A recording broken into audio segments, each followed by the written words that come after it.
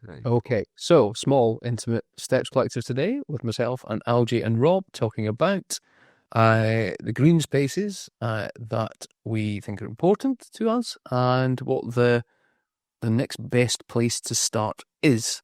Algy. Nice, yeah. So my green space is an area that basically some bees moved into my parents' rafters, and they're wild honeybees. They kind of set up shop there, and eventually my dad was kind of like, maybe this isn't great for the fabric of the building. And you can really hear them, like it's my sister's childhood room, and luckily she doesn't know, despite it being extremely obvious, because she would not be happy with knowing that there were thousands of bees up there. Let's hope she doesn't watch this then. Yeah. But no, all through the night, basically, you could just hear this gentle kind of murmur of the bees. But anyway, my dad eventually got in touch with the bee man, and the bee man was like, no way. I think this is why I've started getting wild honeybees in hives in the village, because you've got this whole colony there. Anyway, he's then set up the same colony at the end of my parents' garden. And it could be a bee paradise, I think. But at the moment, it's just like a slightly scrubby bit of land. And thinking about kind of Ginsberg's pollinator path maker stuff then gets you into, well, what is the bee perfect world? And is it even like a bee centric? I mean, what is the wider food chain that you're trying to support for bee flourishing? How does that work? Could it be a bee like playground where they're like interacting with different, you put in, I don't know, some things for them to somersault through or whatever. I don't, taking it to its extremes. But yeah, that was kind of, how do you provide for bees? And And did you have a picture of it? Did you share a picture on the? I did share a picture on the chat. Can you show us it now? What's that? Can you have you got it to hand? You can show it now and just share screen. Through the screen. Oh, the power of the screen. I always feel it's like it helps situate conversations if we all just look at the thing and go, "Oh, what's that over there?" Yeah. Let's see. Oh, you're talking. Yeah, I mean, I think it's not the greatest photo with sunlight behind the things. But yes, here are the hives and the scrubby bit of land. Yeah. And they do have a pretty good view. You know, they're not unlucky bees. They're looking out over a big field. Yeah. They're already, I think, pretty lucky bees. But So what sits? So this side of the fence is your parents' garden, and that side of the fence is just a farmer's field or yeah, livestock or. uh, actually, it's just used for hay. Oh, okay. So, but yeah, it could be planted around there as well, in a kind of meadowy way. Mm. Um, but yeah, no, it's quite, it seems something that I've thought before that bees are like there's already a cultural awareness of bees being important and our activities messing up the lives of bees. And they've become a kind of, I mean, there's the risk with those things. It's like the straw ban or something, where if you isolate this one thing, then people just feel like they're acting in a responsible manner and therefore can continue to behave as business as usual kind of thing. But anyway, I think the bees are engaging, and it's a place that I can start. Yeah. No, I think it's a really nice kind of little place to go. Sort of, well, there's an intervention waiting to be done there, right? It's a kind of like sort of like you have the bees, you have the enough permission to do a thing, and with a little bit of kind of let you go, okay, so what are the sorts of things that, and it might not even be planting, it might just be the absence of things. You go, we didn't need to plant for bees 100,000 years ago. So therefore, if the rest of the wilderness just grows enough things for them to feed on, how do I just make the intervention, the not doing of things, the not trimming of things, the not digging up of things, to go, what's going to come in this first spring which supports bees that you can document and then add on to that as well. So there's both the intervention route and the non-intervention route, just almost like that initial research. Yeah, that's very interesting. I do kind of wonder. I mean, there are several, like the bees are now in artificial hives. They are their whole ecosystem now is dependent on human intervention. Yeah. Um, but then also the landscape all around it is obviously has had 30,000 years or whatever, 60,000 years of human intervention. So like, is even what would be the kind of plant, like it's grasses, because it's being pastoral land, and then whatever. But I'm kind of, yeah, one element is like, well, are the bees even native? How could you imagine what the more natural environment is for these bees? Right. And this is kind of, in fact, maybe I'll show you something. Hang on, let me find it. Because to that point, so the hives are an artificial intervention, as is the house. It's like even though the building of that house, whenever it was built, was an artificial intervention that the bees have gone, yep, we love that. So we didn't decide to put the house up for bees, but they decided that that was a thing that they want. The fence is an intervention, the field, as you say. So next to us, so kind of like in the session we did before this, so when I talked about the place to start and talked about locally, I'm just going to show you a time-lapse video that I made, assuming that's going to work. So in essence, so where we live is kind of here now, but this is what it was like in 2001. And if I do that, thanks Google Earth for taking pictures from the sky since 2001.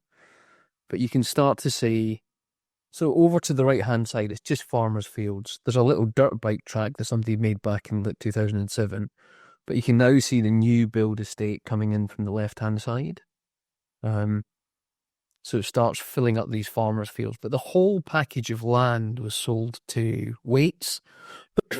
And so on the right, what you see there is kind of like just the stopping of stuff. So it just stops growing. So all these kind of like 4 fields that you see where there is just more and more brambles, scrub, hawthorn, blackthorn, things are just beginning to repopulate that area. But they're doing it in a way which is, again, an artificial intervention. It's like that's not how nature would have grown up there. It's just sort of like, if you take all the farmers' fields and then stop doing the farming activity in them, this is what you get. And the reason I collected all of these different things is as part of, so this is the final bit of the development, because if you think about this section here, where you've got new houses will come up to there, this is going to be a new country park.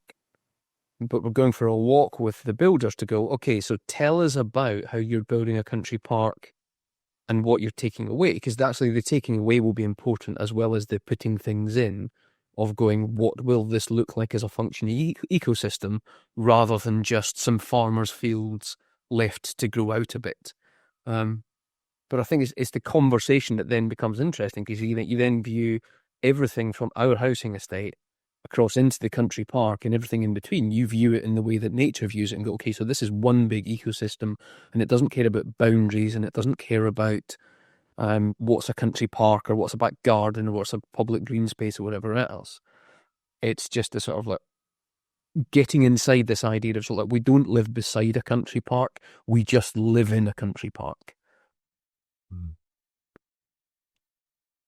Yeah, it's a very nice idea that I hadn't thought, well, in terms of, yeah, I'm kind of, what I would love is a satellite kind of heat map of where these bees are going, or kind of follow their lives. But that's exactly the sort of thing that you go, I don't know that, but Bee Man at least has more data points than I do. Yeah. So how do you sort of then just download the kind of the version of Google Earth that allows you to get the super big images, which are free, and then go, right, so here are the bees, here's where you started seeing bees, here's what we know about how far bees generally travel, and let's start sort of like beginning to draw radius and sort of like where else bees might have been or might go, or what's the sort of like what's the bee's eye view of this space. Rob, thoughts? Yeah, totally. I think when you're looking at these spaces, these things they're wicked, right? They're interconnected. And the thing that's interesting about bees as a species is that they're essential. They're a cornerstone species. They're absolutely essential. But also you get solitary bees and you get wild bees, but you also get people that perceive that they own bees where they don't. You're really kind of a landlord with more responsibility than other things. Here's your home, and thank you for giving us honey. And so when you look at more than human design, it starts to become really interesting, because actually, it's not that beekeeping is wrong, but we're kind of lucky they choose our hives, and that's the way that, like, we don't own them, and that's sort of become a bit not normalized, but a bit different, because we imagine them as a commercial entity, whereas they're not. They're a wild entity. They're wildlife, right? And so I think those power relationships are really interesting. I think, and I mean, it's not like you can have a focus group and go, do you want to be here and do you want to do that? It doesn't really work like that. But what I'm saying is that, like, if you look at parallels of, say, like agroforestry, that starts to become really, really interesting, because people are continually going, how can we not do any harm by what we're yielding, how we're doing it in certain places. So there's a guy, Hall Jones, who has an amazing no dig channel, YouTube channel, and he goes and does agroforestry things with his mates and things like that. And they're going back to processes of using shire horses to take out trees that they're going to use, because it has the least impact on that forest environment. And it starts to become really interesting when you start to go, right, okay, so, you know, there's a bigger question here. So, like, beekeepers, for years, my perception and observing how people paint their hives, treat their hives, things like that, they're like, oh, we don't do that. Even so much, you know, they're very careful about the smoke they use in smokers and everything else, because they are. But yeah, where does that relation of power come to and from? Starts to become really interesting. Because actually what you want is a world where we don't have beekeepers. What you want is a world where we have a group of things, where we have cooperatives, and we go, right, how are we going to use every other one? The same like crop rotation. You know, what happens when you leave things fallow? Well, that's not commercially viable, though. That starts to become really, really interesting. So if you're building, the problem is, and this is where John will build up on economics, if you're truly building off a wild regenerative model, then you can't have capitalism as its focus, or as its kind of trajectory. So then what does beekeeping look like without capitalism? Yeah. I mean, yeah, it's such an interesting one when the kind of, it's so hard to know, like, is it a symbiotic relationship in some way? Like, would it be better to have bees in a completely non-human environment? Would it be better for the bees? I mean, yes, definitely, in terms of the general anthropocentric impact, but then in that micro experience of a bee, it's actually quite nice being in it. Is that why they choose the human hives? But yeah, it doesn't necessarily have to be bad, that power dynamic, or is it one of reciprocal exchange? And then in terms of the scaling model, rather than like a spreading it is a beautiful, that connects to such, well, like the idea of hives as kind of nodes. I feel like it's something that bees are this like autopoietic unit, which is made up of loads of agents which are continually making the colony through their shared interactions. So I think they have this like microcosmic a kind of version of human activity and how we all operate. But we're looking down on the bees from the macro scale instead of having that perception on it ourselves. But yeah, I do feel like this is kind of just where I've started thinking about it, but it is quite cool. The way you just phrased that there and what Rob was talking about made me think about rather than beekeeping, because the clue's in the name, keeping. I must keep the bees. I think Eddie Izzard once said, keep the bees. It's the sort of what does making a bee cooperative in your area look like? That you go sort of like, we're all members of the bee cooperative. What do you mean the members? Well, me, the bee man, my mum and dad, everyone who's got a garden, but most importantly, the bees themselves are all part of a bee cooperative.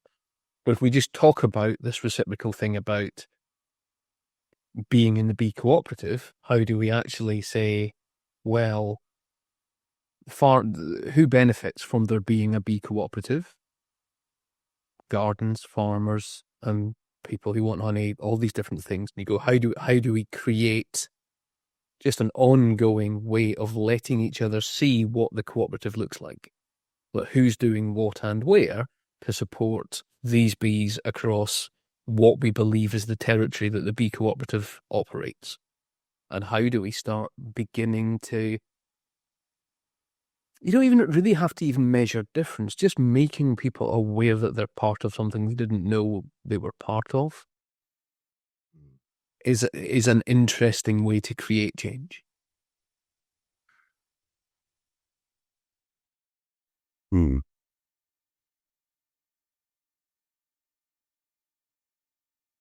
Yeah, it's nice. Thanks, guys. You've taken me out of my kind of this would be cool focus into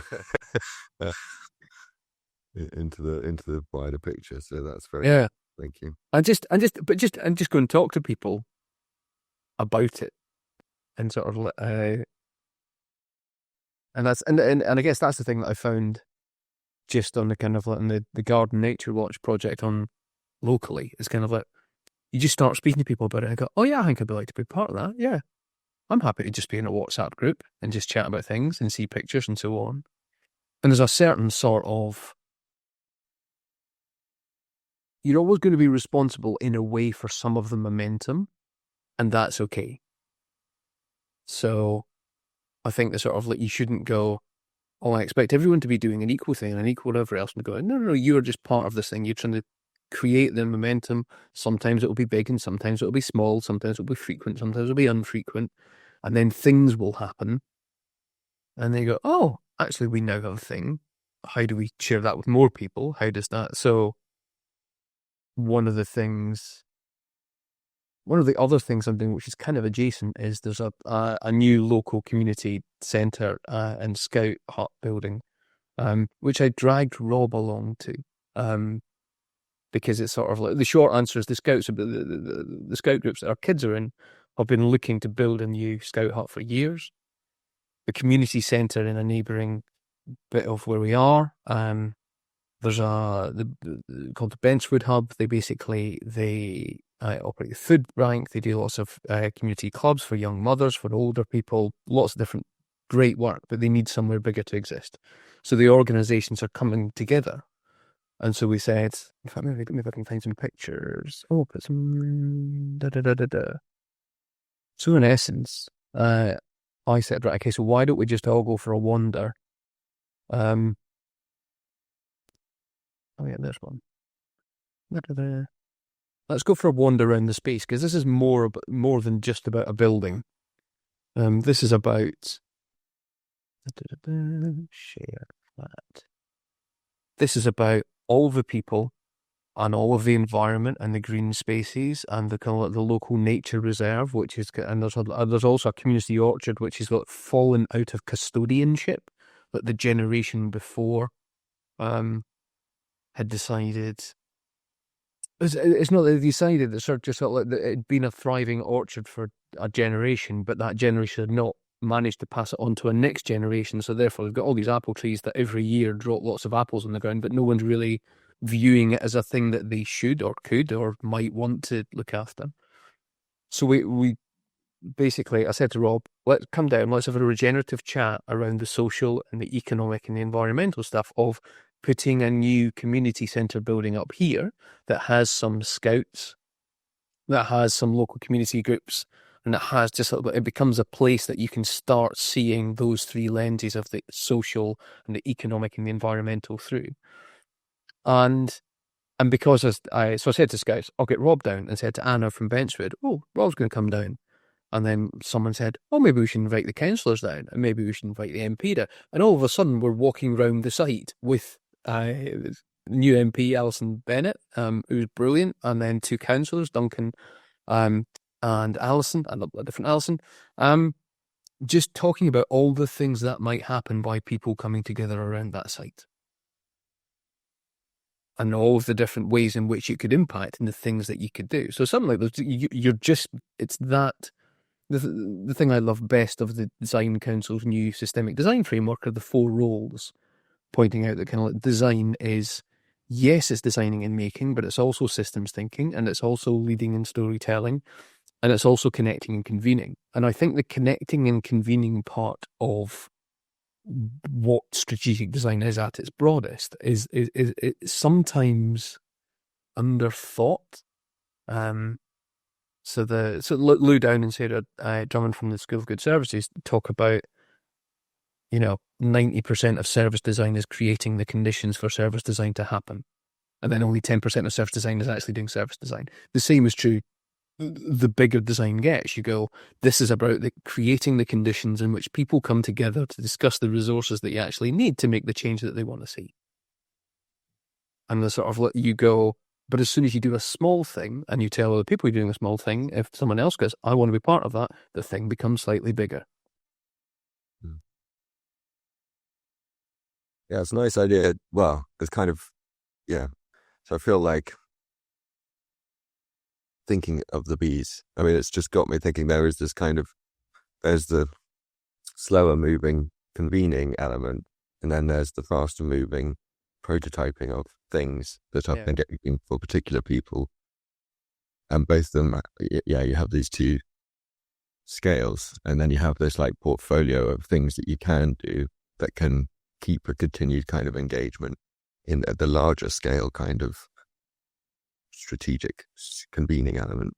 But that is something that I should draw up or talk to people and get them to stop getting excited about my own thoughts and see what's actually engaging to other people would be important. I think that's the key. It's sort of, you go, I'm excited enough to make a conversation happen, and now I'm also open enough to let go of everything that made me excited to listen to what other people think as well.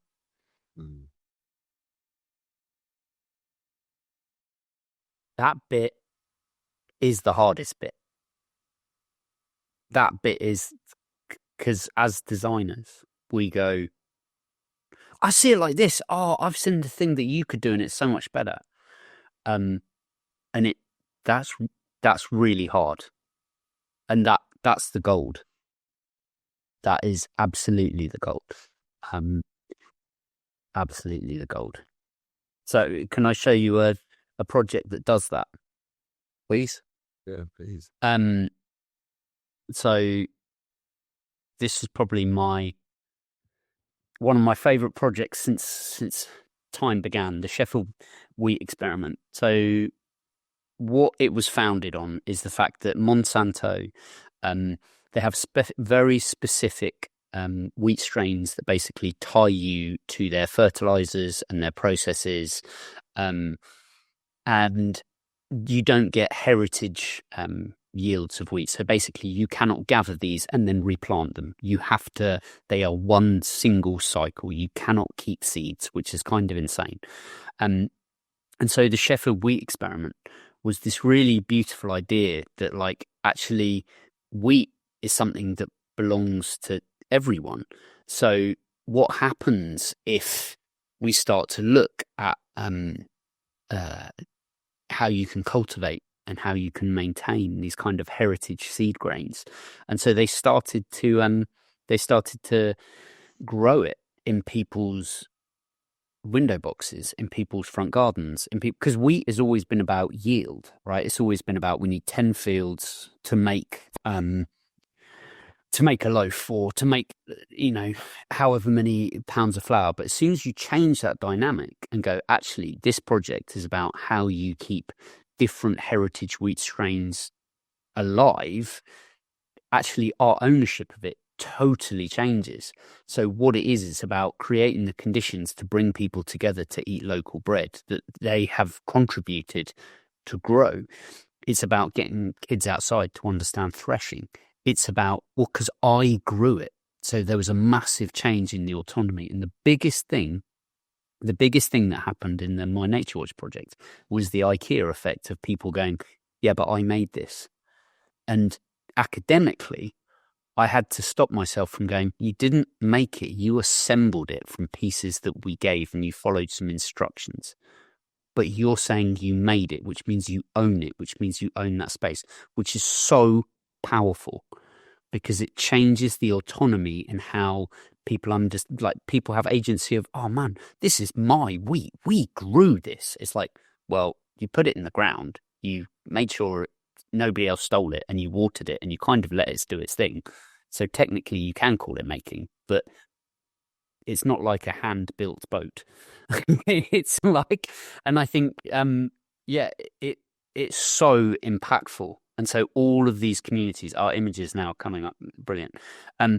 So they worked as creative practitioners to go, actually, this one picture here, because I was interviewing some of the people involved in the project, this was working with a commercial bakery running, so this was Ukrainian refugees running bread making courses for the local environment. And look at how everyone is looking through that oven. They're like, oh, this is magic. Okay, they had these amazing sessions. It's such a beautiful project of people, again, growing in the spaces they call home, which I think is really important to us. And I spoke to Incredible Edible recently, and that, we care about our neighbours, we care about where we live, we care about our parents, friends and families live, and the planet, and we care about the places we call home. And I think the most important thing is that we're moving to a step that's beyond inclusive design, which is, okay, we're including people because we're changing the typeface and so that people can read it, it's legible, it's easy, it's kind of good UX. We're moving to a place with, how do we give people agency and autonomy in what's happening within their spaces so that they can take a franchise and go, we love that, but we're going to change it because that's what works in our place. And I think that's what's really exciting, because actually what commercialism is and capitalism and kind of all of these different means is about how we scale stuff, right? Whereas actually what regeneration is about is, how do you regenerate a place, a process for a purpose with a group of people over a very short period of time? That's why it's interesting and exciting, because it doesn't have to be scalable.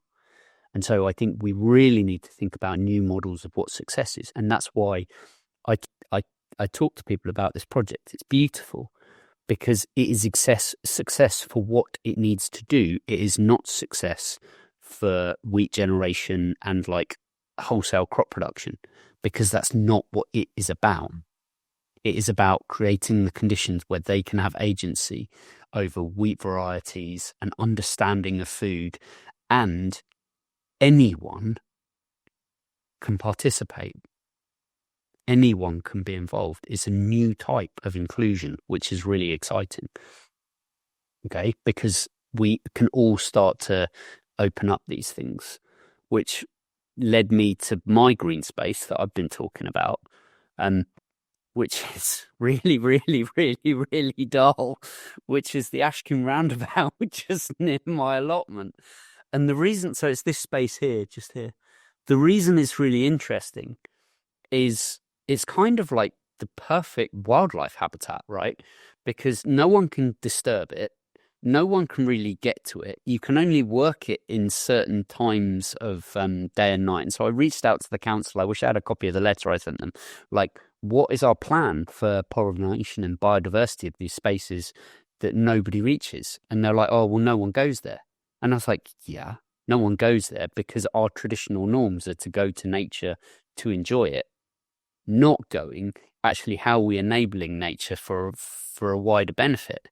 And so I think actually how we start to go, what is the nature on mini roundabouts is really interesting, because as soon as you look at things like national park cities, what they're starting to do with their ranger schemes and how they're engaging is amazing, because they're trying to essentially regreen cities. And, you know, the countryside will always exist to a certain extent. That's not where the problem is. The problem is in these urban, suburban spaces and how we build them.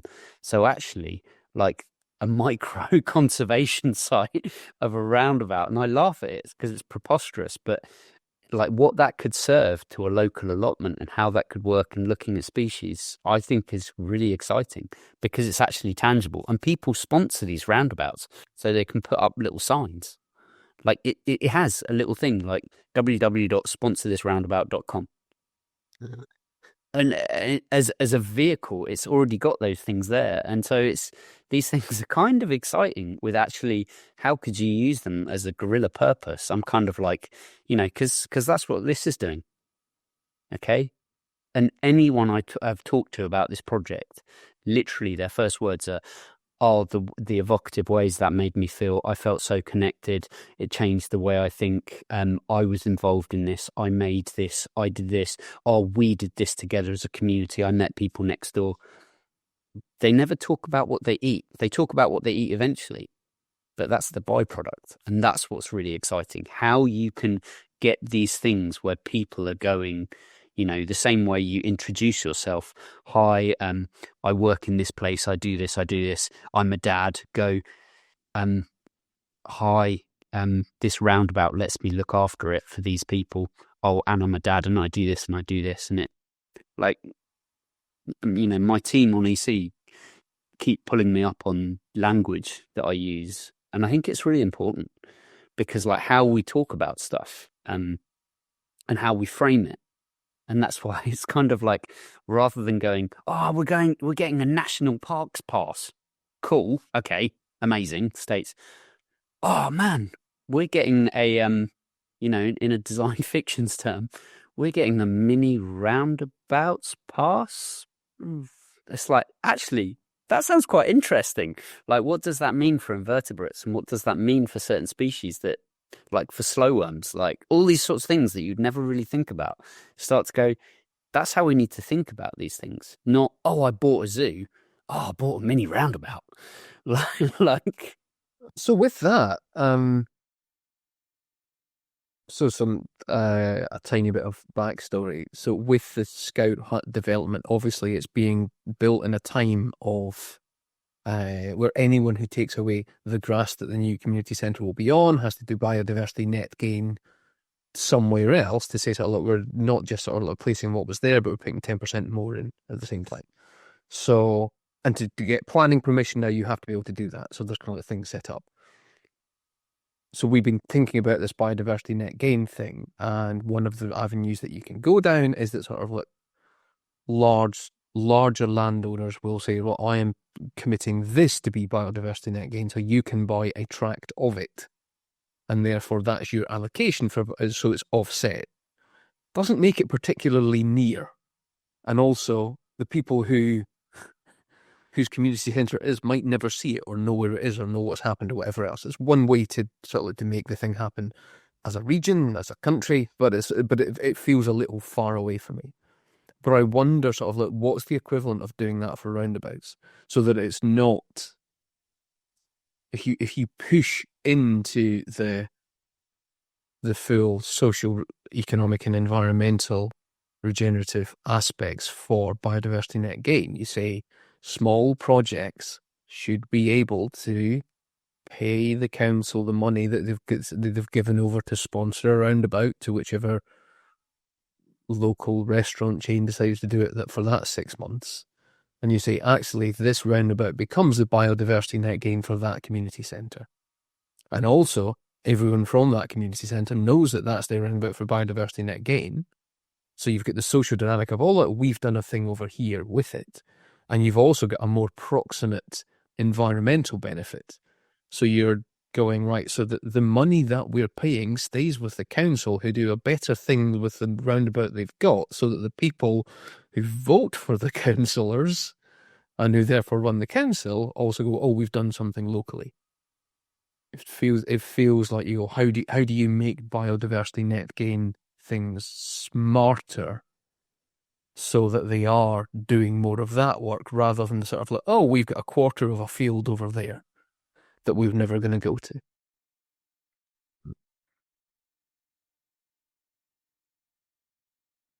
Rob, is that a thing? I think that might be a thing. And I think that's, like, quite often it's linking. So if you look at, so it's weird that one of the best businesses that I know that is actually the greenest is one of my favourite, Harvey's Brewery in Lewis. And the reason, so it's always had a bottles return scheme since forever, because it's cheap and it is economic, and once you've made them, it makes sense. And so it's been leading on how to make that law and legislation with other breweries. It has a program where all of its local malts go to local farmers to feed their livestock or fertilize their fields. Always. Why? Because the farmers come and get it for free. And so it is totally, it's a system. It makes good business for Harvey's to go, hey, look, farmers, come and take our spent grains. Why? Because the farmers, it costs nothing. All they've got to do is go, it's here, you take it, and then they haven't got to pay for its removal. Like, it's just good business. And I think so often these connections just need to be brought together. Yeah. And I think especially where things overlap as well. So, for example, it's really interesting when you start to look at within the wildlife trusts why people volunteer to do hedge laying or anything like that. And so many people go, it's because I get together, I talk to people, but also it's like going to a gym. Whereas what you should be going is, no, it is going to the gym, because it's good for your soul, but it's also, you're doing manual labor, you're enjoying it, you're doing it with people, you're like, that is what it is. Yeah. So, and I think quite often these things exist in the world. It's just about drawing these connections together. And I think that's what's really important. It's like, hey, this happens here. And again, that's what used to happen in the pub, right? Oh, I've got some of that. Pulling these things together. And so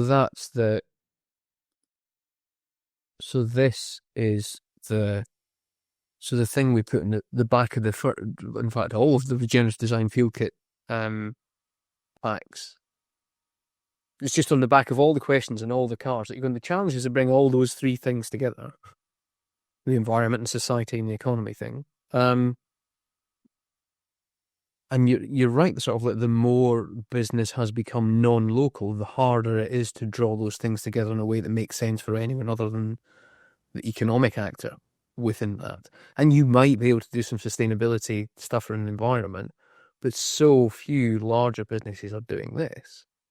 But you go, how can you start, even for larger businesses, how do you start breaking apart what you're doing so that you can do that in different places with different people and, change the world that we're in, rather than just go, oh, well, it is what it is, we just have to suffer the consequences.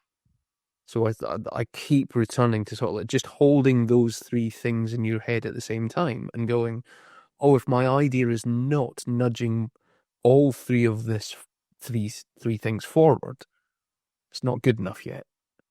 But that's the design challenge, right? You go, well, if I'm just doing two of these things and the other thing I'm not really having an effect on, or in a worst case scenario, it's going backwards, you go, well, that's not good enough yet. I've not got to the right thing. And maybe I'm not the right person to think about it, or maybe we've not got the right people involved, and maybe we need to sort of change the way we're looking at the problem. Maybe we need to make the problem bigger, so we involve more people and attract more attention. But it's these three things for me together that you can sort of, this is the thing you return to keep thinking of the better ideas.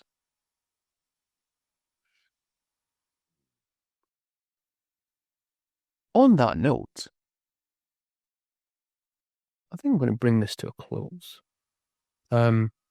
And hit pause on the record and then share it with the rest of the Steps Collective. And I'll put it up somewhere so that other people can go, oh, this has made me think of this, and share their examples in green spaces as well. Or indeed, if anyone else wants to join the Steps Collective, we're going to start planning things for next year, because I think we're going to do it again for another year, aren't we, Rob? Yes. Yes. Thank you, Algy. No, thank you guys. Honestly, I'm very grateful. I was in, yeah, I mean, it's been an exciting thing for me to have at the back of my mind. So thank you for even starting providing the feeds for that. But it's Good metaphor. But then I started chatting to people and then being like, oh yeah. And then I started getting over focused on the micro thing, and you kicked me back into the right frame of mind. So thank you. Perfect. Thank you so much. Thanks, Rob. And see you all Until later. the next time. Thank you so much, guys.